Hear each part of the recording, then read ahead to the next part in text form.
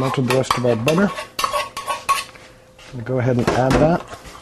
Now when you first add all the liquid ingredients, it looks really, really soupy.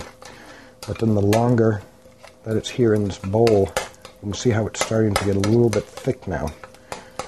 And then when we bake it, it's also going to dry out some of this. All right.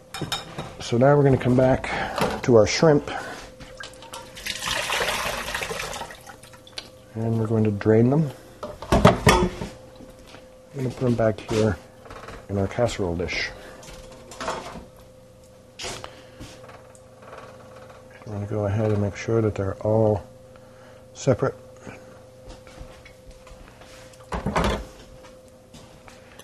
Give a final little stir here.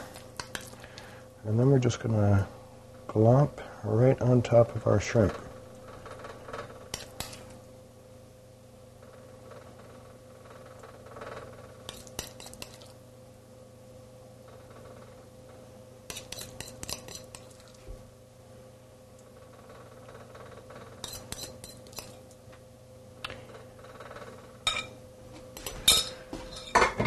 I'm using 4 big shrimp, so I'm not going to be cooking this as long as if you were making like a half a pound or something like that.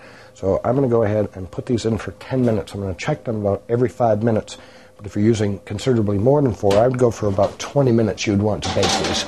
But again, whenever you're baking something that you need crusted up, whatever time, if it's a half an hour, start checking them at 15.